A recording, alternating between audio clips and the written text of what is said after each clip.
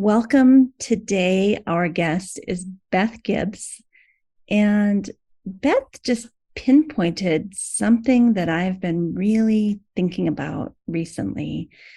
And we just took it apart piece by piece in a very fun, humorous, and vital way. And that is, how is it that we come to be ourselves completely, our authentic, real self? And how do we come to accept that person inside of us?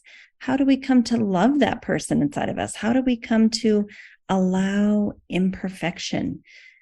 And I think one of the reasons it's been on my mind is because, like all of us, I have some difficult relationships. I have people that are hurting me, or I've hurt them, or we're taking a break from each other, or we're trying to work through it. I think we all have these in our life if we're being authentic and not just kind of pretending everything is okay or ejecting completely from the relationship. So I think it's a very normal human thing, but I constantly question, was I nice enough? Was I kind enough? Did I say it the right way?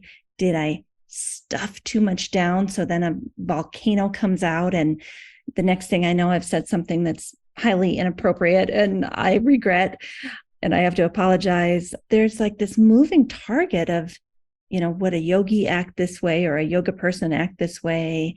Or should I be nicer? Should I be just say what I think? And Beth just breaks it down into 3 simple stages. And I love that. It's her next book that's coming out. Her next book is called Bitchcraft, Sassy and Self-Aware. I can't wait for this book. It's coming out in 2024.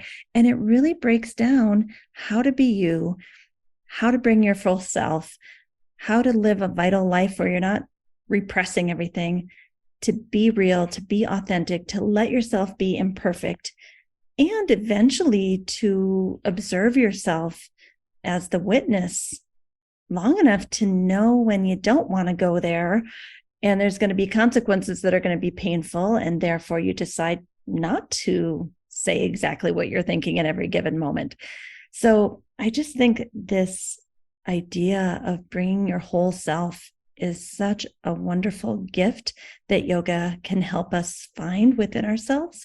And then in the end, where does that lead us in life? It leads us to a life that is full of vitality and honesty and authenticity and joy and bliss and suffering and pain and being imperfect until the moment, as Beth says, she just wants to keel over, have a lot of fun and do everything she needs to do in this life. And then boom, one day she's out, hopefully at around 100. So I think you will enjoy this interview. I laughed a lot because she's a very, very funny woman, but she's also a very serious woman that has something important to share with us.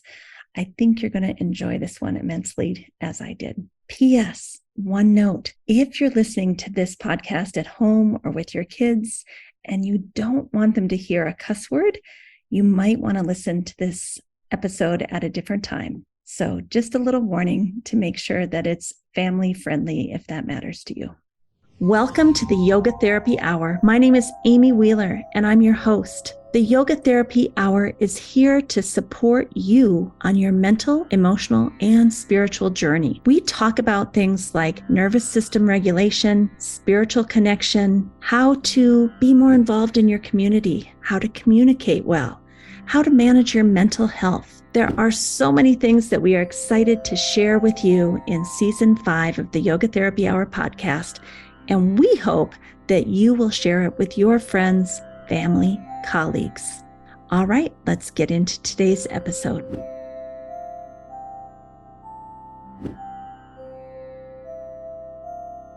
Today, I welcome Beth Gibbs to the podcast. Welcome, Beth.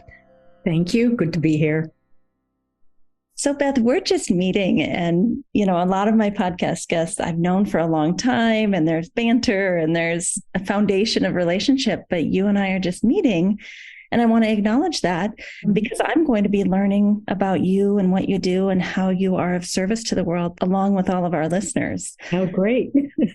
Beth, you are an author, a yoga teacher, a self-awareness trainer, And you do a lot of work with kids, which I'm really excited to talk about too. And you've been trained and you are a faculty at Crapalo, it sounds like. Yes. Wonderful. Still after all these years and all the changes.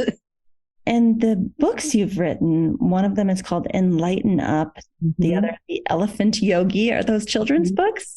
The Elephant Yogi one that I wrote because of my experience at Camp Current, because I started the yoga program there while I was executive director, and that was in 1999. And I would listen to the kids. We would teach them basic yoga postures and so forth. And they would actually confirm things that I already knew, like that forward bends relax, because the kids would come up from a forward bend and they would say, wow, miss, that was relaxing. And so we heard all these things. And I thought, I think we have a curriculum here. We could write a book for kids that they can use on their own or that parents can use with them. So some of the stories in the book are actually based on kids that I've known and worked with. So yeah. Can you remember any short story from the book? Sure. The one I particularly like is I made sure that there was at least one child using a wheelchair.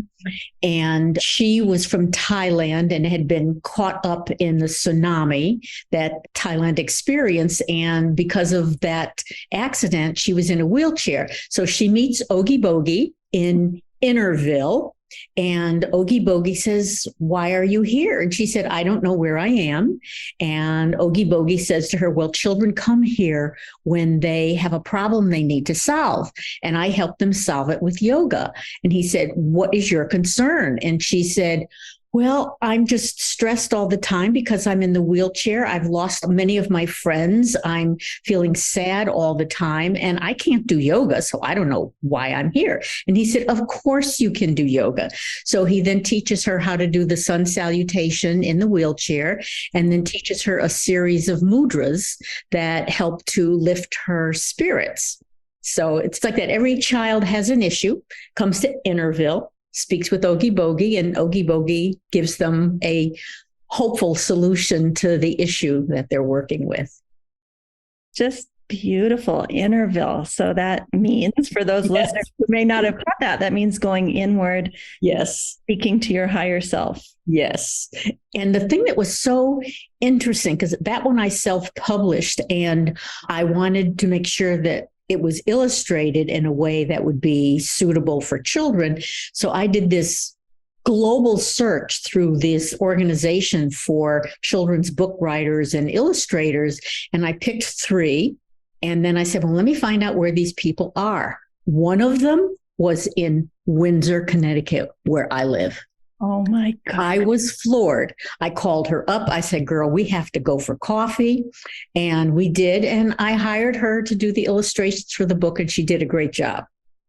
You just love it when magnificent synchronicities happen. Yes, exactly. And have you stayed in touch with her at all? Yes. Yes. We're friends on Facebook. We run into each other every so often. She works at the Historical Society because I live in the historic district. And so the Historical Society is just down the street. So we run into each other at local events. Yeah. So it's really nice. Yeah, exactly. But the one on Enlighten Up, that one was interesting because when I went through my training with Joseph LePage for integrative yoga therapy, he introduced me to the kosha model. And I was like, okay, that kind of makes sense. I kind of sort of get it. But it took thinking about it and working with it for almost 9 months before I truly got it in my cells. And then I said, well, there must be some books out there about this. There weren't. There still weren't. The closest I got was BKS Iyengar's book. But of course, that's steeped in Sanskrit and the yoga tradition. And I said, but I'm teaching this to my students. So why can't I find a contemporary interpretation? I couldn't, so I wrote one. That's what Enlighten Up is. And the only reason the word kosha is not in the title is that the editor I worked with said, are you writing this for the yoga community or mainstream audiences? And I said, I'm writing it for mainstream audiences. So that's why the word kosha is not in the title. And I think that, it's been a point of contention with people that we maybe aren't using the Sanskrit, but my teachers also say you have to meet the student where they are and take them where you want to go. Correct. But we do need, and I certainly do and did, honor the source from where that came from. So people who are looking for references to the traditional materials will be able to find it in the book, because that's important too. You don't want to just sort of take things and not attribute them to where they came from. I completely agree. And hopefully everyone knows that by now, right? Yeah, hopefully so. Is that one for kids also? Is that for adults? That's for adults. I sort of market that as a personal growth book for adults. I didn't even know that was out there. I mean, I have many students that would like that book, and I didn't know you had written it. So I will go look that up now. Okay, terrific. Thank you. So you're working with kids, you're working with adults. You were executive director of a summer camp for kids ages 5 to 13 and after school programs. And your main focus is stress reduction. So tell me about what stress reduction, why is that your thing? Because it's really simple. I have noticed that when people come to me or online in the yoga blogs or in the yoga community, a lot of people say, well, I need a posture to fix back pain, or I need a posture to fix headaches. And the answer is, we don't prescribe postures for conditions. What we can say is that stress is a part of every chronic situation you will ever have in your life. Yoga can definitely help you manage your stress. That we know from the research, from personal experience. Because I know the first time I experienced that, this was one of my first yoga classes I took way back when. I don't want to even think about how many years ago that was. I want to know. I don't even know. I mean, I think I must have been in my 20s, so that was like over 50 years ago. And of course, like most people, I went into class because I wanted to move. I wanted the physical movement. And one of the things that was stressing me out at the time was cars. I mean, if I had a problem with my car, because I have this thing about being on time and not disappointing people. So if something happened to my car, I was in freak out mode. And one night after yoga class, I came out to my car, did not have my keys. I looked through the window. They were in the ignition. The door was locked. I walked back to the studio and some students were hanging around, and I told them what happened. And they called the police, and the police came over with that little window thingy, which I don't even think they use anymore. Opened the car. I got in, started the motor. I was halfway out of the parking lot when it hit me. I hadn't freaked out. Wow. I hadn't stressed at all. The whole thing was like, and that's when I knew that yoga was so much more than physical exercise. Because I said, if it could help me in a moment of stress, well, ding, ding, ding, there you go. And it wasn't even like you said, I just took yoga, I need to calm down. It was in your physiology, it sounds like. It didn't even occur to you to freak out. No. The one thing I think that may have helped with that is that up to that point, most of the yoga classes I had taken, Shavasana, maybe 3 minutes. In this class, Shavasana, every class, 10 minutes minimum, guided Shavasana, and then just kind of hanging out to whatever music was playing. So I began to think, okay, the physical exercise and the movement's important, but there's something else here. And I wanted to find out what that was. And that's what kind of got me started on this whole yoga journey. And now after possibly 50 years, what do you think that other part is? I think it's stress reduction, and it's understanding that underneath everything, you are okay, no matter what is happening in your life. If you can get down into that well to that point, you can whether I like to think you can navigate life, and I like to talk about life as the good, the bad, the beautiful, and the ugly, because we're going to have all of that as we go through life. But are we going to freak out every single time something doesn't go our way? Or are we going to find a way to say, this is where I am. This is what I can do. This is what I can control. This is what I cannot control. So how am I going to manage my situation? A lot of people, I have seen this. A lot of people say, well, you need to control your mind and you need to control your breath. I do not use those words. I like to use the words manage, because I think that's doable. But I think maybe there are a few saints walking around in this world who can control their mind. I don't know anybody. Maybe you do. Never met one yet, but that's okay. And I'm sure not one. So, and the ones that say they can do that are oftentimes not being honest. That's true. That's true. But we can all learn to manage our lives, even when they're just awful. Like, I'm working on another personal growth book. And one of the things that I put in the introduction, almost as a disclaimer, is I wanted to make sure that I was not saying that with the right intention, with the right postures, with the right exercises, everything you ever want, you can have. Because that just bothers me about some of these programs that talk about just the right affirmation, because it's like, okay, so if I get cancer, it's my fault because I didn't have the right mindset. People who find themselves as war refugees, it's their fault that their homes and communities were destroyed. No, I can't deal with that. So I just had to put that out front before I started talking about. So these are the things you can manage and deal with when they pop up in your life, because they will. And yoga can help.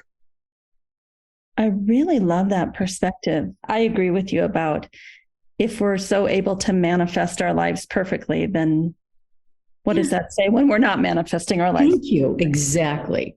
So when you say manage yourself, can you give me an example? Like, you gave the example of when it went well, but let's say that you're at NBC Broadcasting as a high-level executive there, and all heck is breaking loose.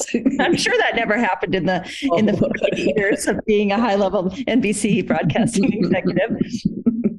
Does that mean you're managing your words so the wrong ones don't pop up? Does it mean you're managing your breath? Does it mean you're taking a step back? Tell me about that. Cool. All right. So this bleeds right into, there are 3 stages that I'm talking about in my next book of how you manage things.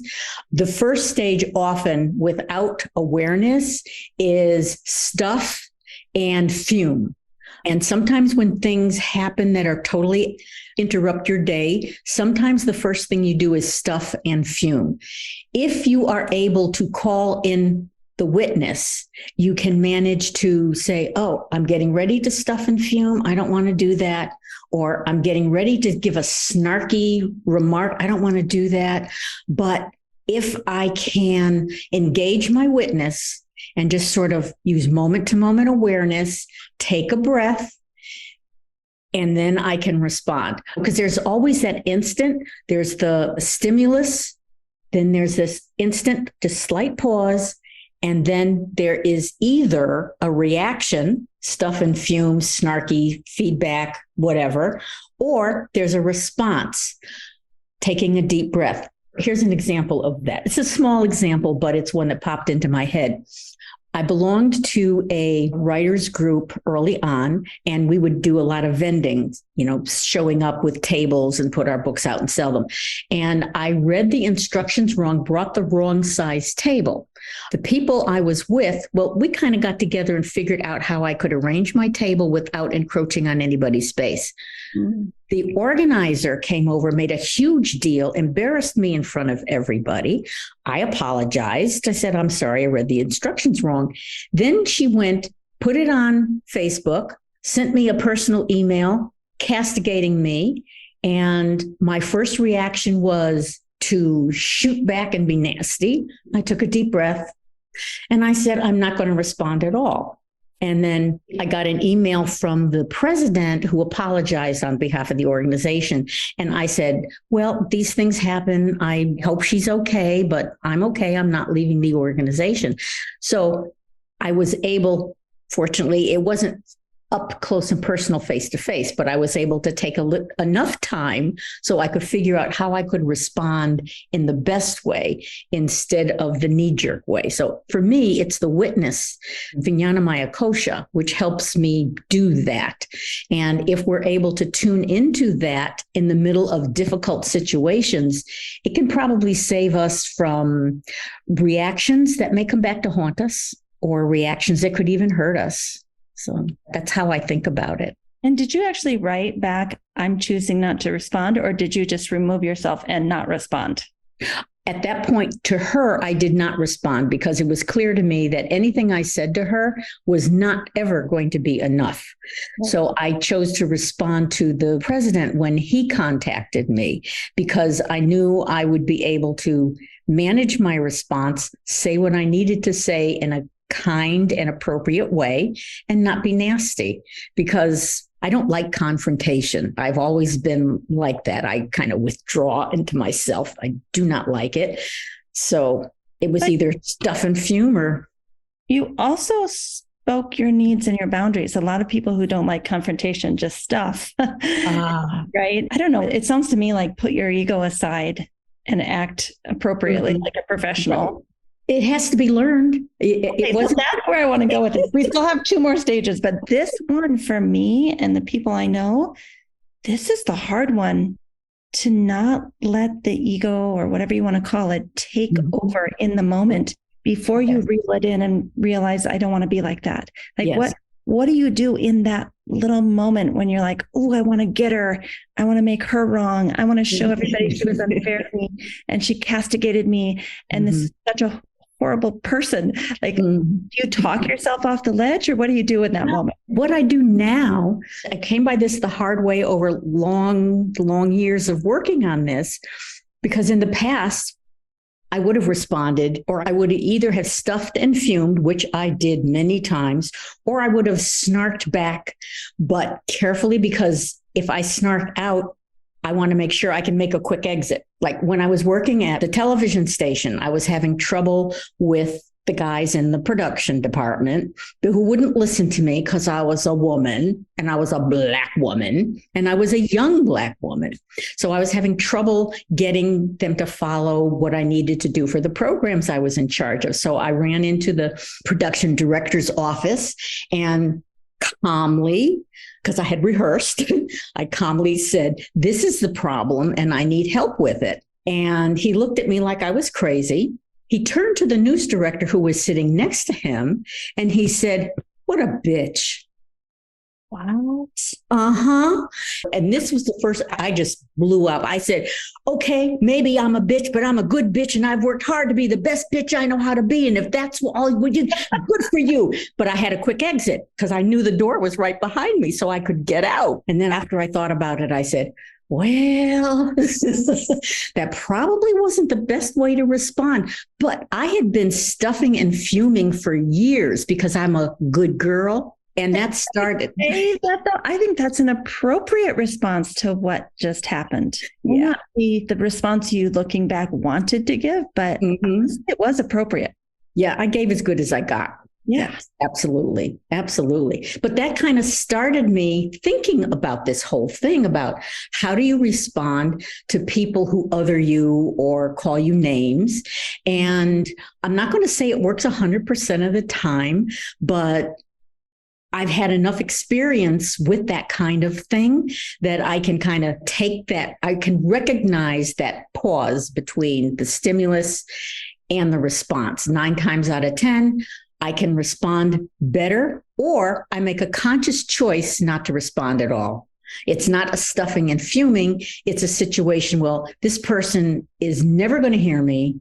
So I'm going to use them as my teacher to develop patience, because as a line that I either heard, I know I didn't make it up, I've had my patience tested and I am negative. So I like that one. That is amazing. So, what I hear you saying is you've had some suffering, and you can almost see, like, oh, if I go off on this person, it's just going to come back and make pain for me. So, I think I'll choose a different way. Mm-hmm. And the key word is choice. I think the witness will require you when it is awake and you are able to observe the situation. And it's almost like instantaneous. You can see what's going on outside externally. You can also check in with what's happening internally with your emotions.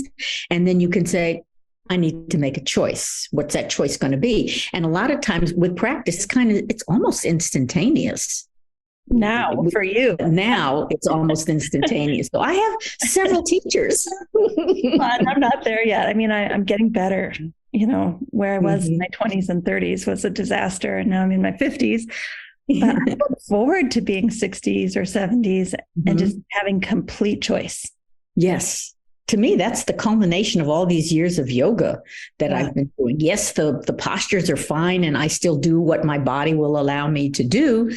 But the most important part of the yoga practice that I have come to embrace is working with the witness. That's top of the line for me. All right. So that was stage 1 of managing yourself. And you said in your new book you have 2 more stages. Are you willing to? Well, they're basically, the first stage is stuffing and fuming. The second stage is snarky, shoot from the hip reactions, like me telling those 2 guys to basically F off. And the third is appropriate, well thought out, consciously chosen responses. Those are the 3 stages of Bitchcraft. That's the title of my book. Oh my gosh. Is it really Bitchcraft? Yeah, it's called Bitchcraft, Your Guide to Becoming Sassy and Self-Aware. And sassy has, each letter stands for a quality: strong, assertive, skillful, serene, and young at heart. And so I'm working with those qualities as I work my way through the book. When is this going to be available? I'm hoping it'll be available in early 2024, because I've finished the first draft and now I've got to polish and then I've got to edit. And I'm not expecting to get a traditional publisher. I thought I had one. Someone was really interested in the book, but they wanted me to change the title. And I said, the reason I chose the title was because that was an essay, one of the essays in Enlighten Up. And I got so much positive response to that from women and men. So that's why I decided to do another nonfiction book for the mainstream audiences. I admire that you feel that title is the essence of what you're teaching, and you're not willing to give up on it, even if that means losing a publisher. Exactly. And the title came from my son, because I was going to call it The Bitch Has a Voice. And we were celebrating his birthday. And he said, you might want to think about Bitchcraft, because craft requires skill. And I thought, oh, ding, ding, child, thank you. Beautiful. Yeah. So. Wow. All right. So if there's any publishers listening, your support, but you have self-published in the past also, if needed. Yeah, I self-published and I've hybrid published. My choice is to either hybrid publish, or there are a couple of publishing companies out there who'll take your manuscript, edit it, and get it and distribute it. I don't really call that hybrid publishing. You might call it cooperative publishing, but with hybrid publishing, you have an editor that you work with. You have an art director that you work with to develop it. That's how I did Enlighten Up. That's how I did Soul Food, which is the book of short stories that came out earlier this year. So yeah, it'll depend on what I'm dealing with. I don't have to make that decision yet. Okay, so we just have to take a brief little shift into Soul Food. It's a book of stories plus recipes. All right. Actually, no recipes. Oh, okay. Although I did think about putting them in there, but it got to be a little bit much. So it's soul food, life affirming stories served with side dishes and just desserts, because I like to get humor in wherever I can. And it's a group of stories that use the whole concept of being self-aware and how you move through your life and the difficulties. And I have a group of characters. Each story stands on its own, but if you read it from front to back, you will see how certain characters pop up in different stories. And then the last story brings them kind of all together. Where do you get this creative spirit? I don't know. Sometimes I wake up in the morning and it's there, or I'm driving somewhere and an idea will pop into my head. Or my writing group, which meets twice a month for 3 hours at a time, we have writing prompts. And so if I'm given a prompt and I want to share something, I come up with something that I share, workshop in the group, and sometimes it'll turn into a story and sometimes it won't. And I know I've heard of these writing groups. What percentage of what you write actually ends up being for public consumption? For me, most of it. Really? Yes.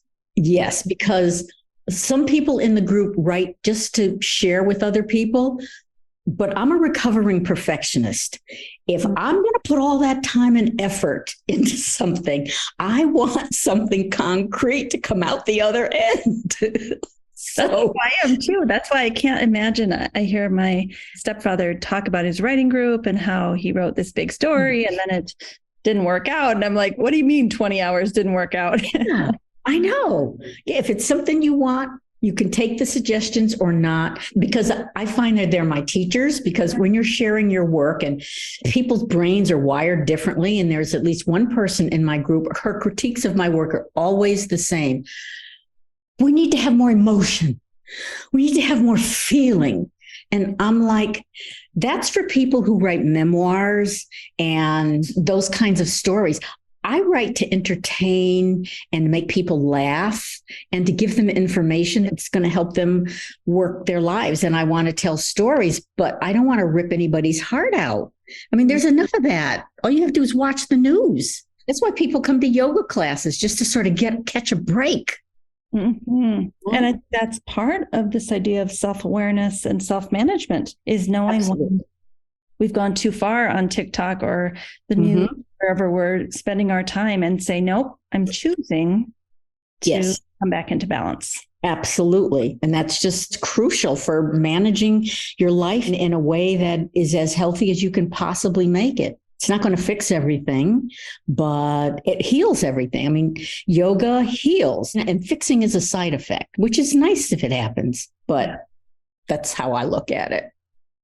Beth, as I'm listening to you, you're a compassionate, kind person. You're a funny person. You're a self-aware person. You're able to manage yourself.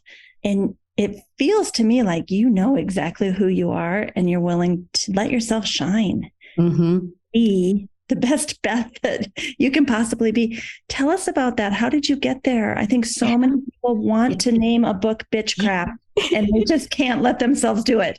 Well, it took a bunch of years, because for so many years, I was basically hearing the lessons I got from the women in my family, my mom, my great aunt, and my favorite cousin. And it was always not necessarily what they said, but it was what I saw.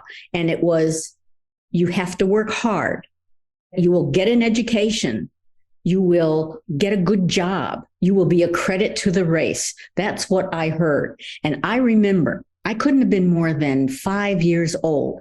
And my aunt, who lived next door to us, was a foster mother for some kids. And one of the kids was a teenager named Dorothy. And I remember once I was standing next to the garden and I was talking to Dorothy in my little 5-year-old way. And I said to her, "So Dorothy, what college are you going to go to?" And she looked at me and she said, "I'm not going to college."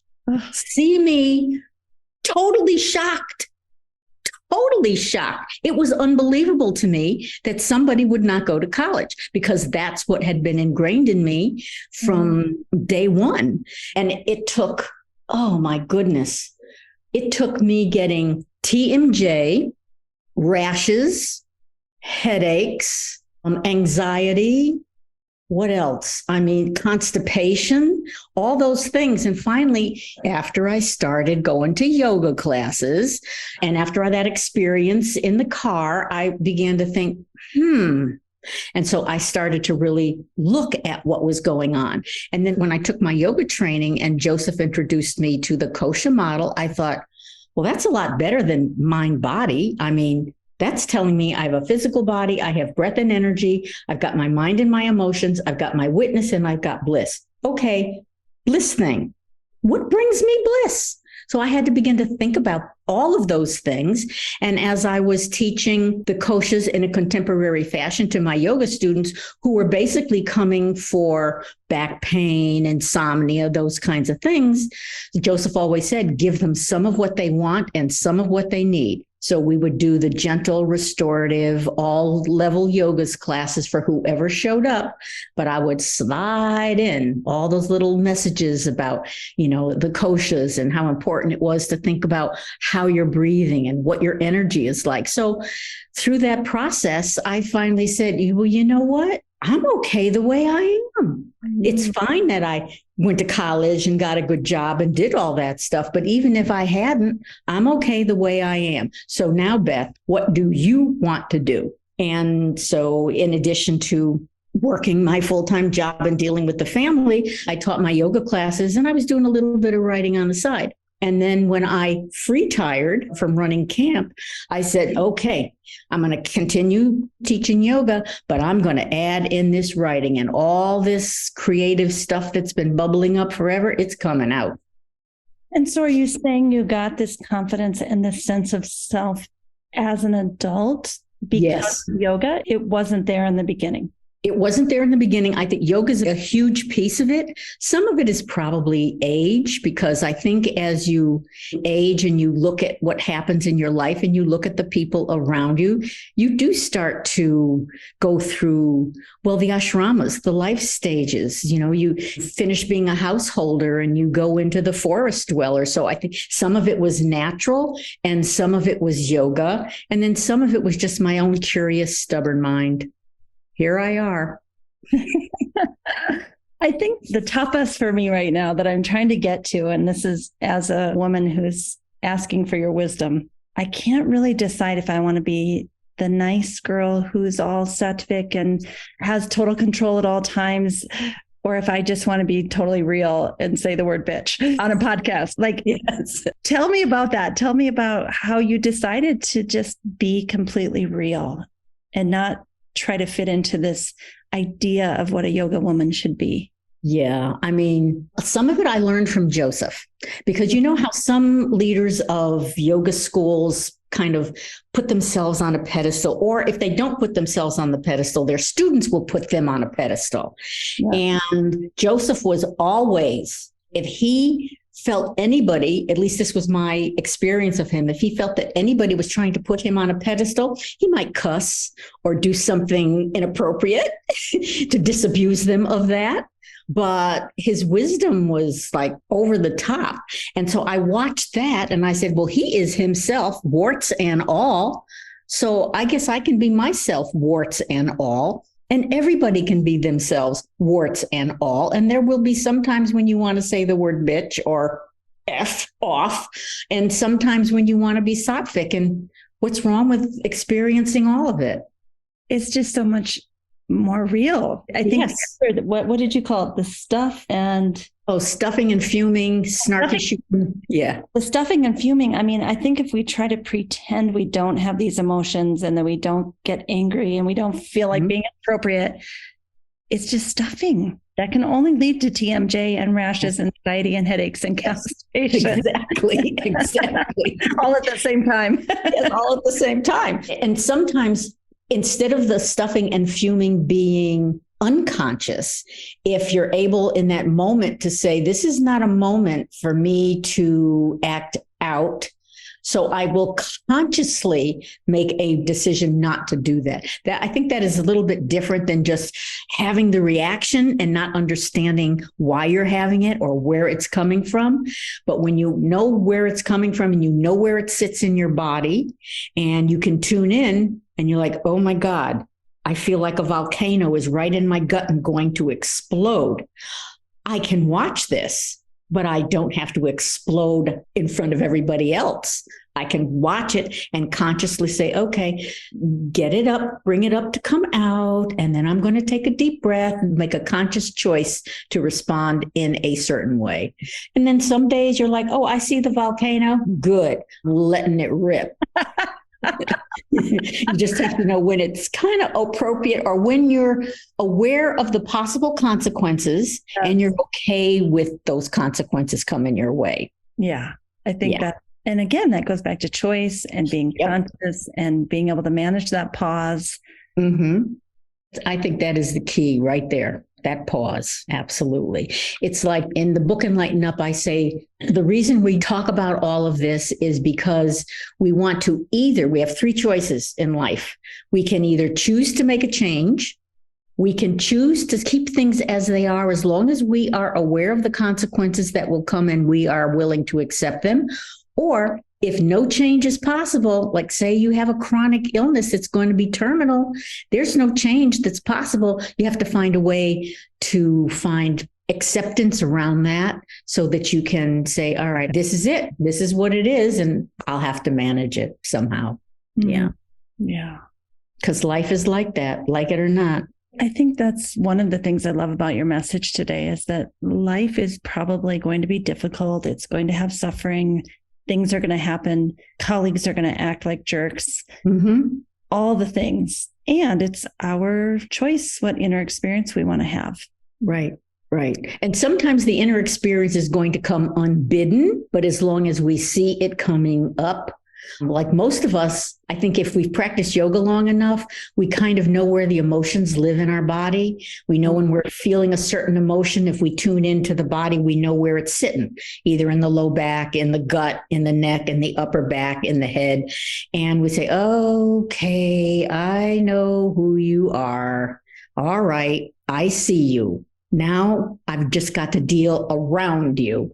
But if we are not able to identify the emotion, then we can't make an appropriate response. And if over time we're able to say, okay, I have this emotion or I have this habit, I recognize it, I can name it, I can label it. The next question is, where did it come from? Mm-hmm. What is the source of it? Can I trace it back? And earlier I used the example of some of my stress was due to the messages that I had heard, that I had seen and picked up from the women in my life. And when I was able to trace that back, I said, oh, that's where it came from. So I appreciate them all. I see what they did, but I am enough the way I am. And if folks don't want to accept that, well, that's their choice. I choose to be me. And I choose to reduce the amount of stress that I'm going to carry around on my back and in my gut. So I think once you make that choice, you've made it, or do you have to keep making it over and over again? You have to keep making it over and over. It's like self-awareness. You don't get it and keep it. It ebbs and it flows and it comes and it goes. I like to say it's a marathon, not a sprint. So you have a positive experience where you're sattvic and you make the wonderful response. And then the next minute you snap off, but you're quicker at saying, oh, I see what I did. All right, let me think about that a little bit. So it's like, ding, ding, ding, ding, ding, ding, ding, ding, but that's life. And what I love about this is there's no assumption that any of us is going to be perfect. It's assumed we're not going to be perfect. Mm-hmm. Yep. And when I realized that was when I stopped being a maladaptive perfectionist, always worrying about, always judging others and judging myself and doing all of that. And it's kind of funny because what I did once I came to that realization is I actually wrote and delivered a 10-minute stand-up comedy routine on being a recovering perfectionist. Okay, where can we see that? It's on my website. If you go to a blog and you type in perfectionism, the blog post will pop up. And if you scroll down to the bottom, the video is there because they sent it to me. I'm bringing up your website right now so we can find this together. Okay. All right. So your website is Beth Gibbs. Yes, that's it. So you want to go to home and then we'll scroll down to search. All the way at the bottom of the homepage. All the way at the bottom, further, further, further, further, and then type in perfectionism. Okay. And I'll put this in the show notes, everybody. Yep. Nobody loves perfect. There you go.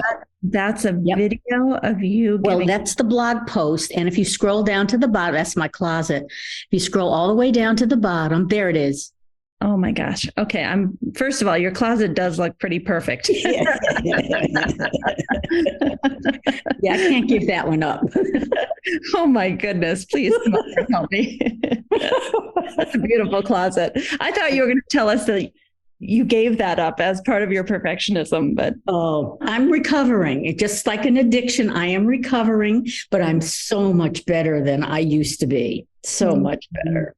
Well, I can't wait to watch the. Oh, good. I hope you enjoy it because I used yoga. I used the kleshas as part of it. I think in the blog post, I may have actually talked about kleshas. In the comedy routine, I did not because I was talking to a mainstream audience. So I just used the English words. Yeah. That was one of the things that was on my bucket list was to do a stand-up comedy routine. So I could cross that one off. You have so much life and vitality and creativity pulsing through you. Have you always had that? I think I have, but it took a while for it to come out, for me to be okay with it because I was always so proper. But I remember in the 3rd grade, I started writing and I would hide things under my bed, little things that I would write. I think one of the first poems was on dental hygiene. Yeah, it went up and down, up and down. That's how my toothbrush goes to town. Cleaning my white horses, gleaming clean to keep my teeth from turning green. And I would just stuff all this stuff under my bed in little boxes. And how old were you when you wrote that? How old is 3rd grade? Maybe 8, 7 or 8? 8 or 9, somewhere in there. Yeah, somewhere around in there. Mm-hmm. Oh, gosh, adorable. Yeah. So now it's just all popping out. And I just want to get it all out before I transition off the planet. Okay. Then I have one last question, if that's where you take me. Tell me about transitioning off the planet. Are you scared of it? Are you excited about it? Are you? Well, when I think about that, I think about what Woody Allen said once. I'm not afraid of dying. I just don't want to be there when it happens. Or be in pain while it happens. Yeah. I want to go like my mom went. 102. She had all her marbles. She just walked down the stairs one morning and dropped just like that. 102. And she was functioning pretty well. We tried to keep her on one floor because she had upstairs and downstairs. And we tried to keep her on one floor. We set up a little, potty area in the dining room and all of that stuff and put a gate up against the stairs. She took her cane, whacked that gate down. And she walked up the stairs. And another thing that was so funny is the home improvement guy that I used to work on my house. My mom needed a new roof. So I sent him down. I said, you fix my mom's roof. And he came back and he said, do you know that your mother climbed out the 2nd floor window to check our work on the roof? He said, I could not believe it. I said, that's my mom. And how old do you think she was at that point? 100. Oh, no. Yeah. Wow. Yeah. I know. Wow. So I want to go like that. I want to have everything in place because she had me find her a lawyer. We got all her paperwork done when she was in her early 90s. And then we had a family contract. My brother would handle the yard work and her meals. My sister-in-law would take care of her personal hygiene. So she did not have to leave her house. So she was in her house when she passed. And I handled the legal and financial things so that I would pay them to do that work for the family. So that's what I'm planning on doing. As a matter of fact, this summer, my goal is to get all my paperwork completed and give a nice, complete folder notebook to my son. So this is what your mama wants, and this is what's going to happen, and this is going to be ready. And I just hope I go like my mom. Just fire it all the way down the way and then just drop. And Beth, you can say no, thank you, but how old are you? How young? I'm going to be 80 this year. Oh my goodness. Yeah. You are radiant. I would have not guessed that, but I guess that's a good time to get it in order. Oh, yeah. Absolutely. Yeah. While you've got all your marbles and you can make a good lawyer, get all your finances in order so that there's no trouble for the family. Right. Yeah. What a blessing for your son. Yeah. Family. He's a good kid. So, yeah. Is there anything else you want to share with us? Wise wisdom? Or something funny? Here's something I posted on. It doesn't really have to do with yoga, I don't think. But when my manager tells me that I need to post a minimum of 3 times a week, so I do. But on Fridays, I always post a joke. So the joke I posted last Friday was an original joke, and it was said, talking to computers is so frustrating. When you get customer service online and a computer says to you, press 1 for English and 2 for Spanish, wouldn't it be nice if they also added press 3 for a human being? Oh my goodness. But what I'm going to post tomorrow, I have to go through my one-liners and stuff and see, but I call it Funny Friday, and every single Friday I post a joke. What's your Facebook handle? Hang on a second. Facebook is www.facebook.com/Beth A. Gibbs. I'll put all of your contact information in the show notes. How about you post this video? I will. Just send me the link. Okay. Absolutely. I'll post it more than once. Happy to. Oh, good. Do you mind if I post it? Not at all. I'll post it on my pages, and I'm also going to post it on Yoga for Healthy Aging. You know Nina. Yes. Well, Nina is one who recommended that we get together. Yes, that's right. So she just made me one of the administrators for Yoga for Healthy Aging on Facebook. So I'll post it there as well. Wonderful. Well, thank you, Beth. It has been my pleasure. I've had a smile on my face the whole time. Oh, good. So laughter is medicine. Thank you so much. Thank you. A big thank you to Beth. I think this is one of my favorite interviews, which is so interesting. Of course, I love them all, but this one was personal. You know, this idea that Beth brought to us about the ability to use yoga to help you kind of become more self-aware so that you can identify the emotions before they take over and make you do things you regret. But not just identify them in your head, but also in your body. Where do those emotions reside in your body? And then she said, trace those emotions back. Those emotions are not necessarily just right here, right now. Those go back. They have tentacles that go back. And that's why sometimes our emotions end up appearing and feeling bigger than they maybe are appropriate just for that one moment. That something triggers us and we get a much bigger response than that one moment would normally allow. So we trace it back to all the tentacles, to the old stuff that's stuck in there that hasn't been digested and hasn't been processed. And I think that's a really challenging thing to do. You have to have courage. You have to have strength to do that for yourself. But here's the part that she added that I'm in love with. She said, I am enough as I am. Full stop. I am enough as I am. In my imperfection, I am still enough as I am. Even when you lose it at work and tell people off, you are still enough as you are. Even as you don't act the way you want to act with your family and you go back and try to make up, you are still enough as you are. Even when you, and I'm putting in quotation marks in the air quotations, even when you fail, you are enough just as you are. Even when you disappoint yourself, you are enough just as you are. You are human. This is what it means to be human. And to have self-compassion and to be able to self-soothe and to be able to forgive yourself and to be able to love yourself, even when maybe you don't act the way you wished you had. I think that's a really big deal. And I'm glad that Beth shared that with us today. And that will be something that I reflect on. What is stopping me from feeling like I'm enough? What are the obstacles to feeling enough just as I am? And I hope maybe you'll reflect on that too. All right. Thanks so much. Thank you to Beth. And let's all go to the show notes and watch her 10-minute stand-up comedy called Nobody Loves Perfect. All right. Thanks, everyone.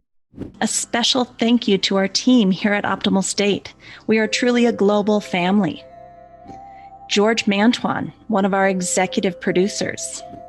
Adam Satchel, senior media producer and sound engineer from the Philippines. Krishna Panchal, a producer from Canada. Modupe Abdullahi, who does the show notes and is an editor for us from Nigeria.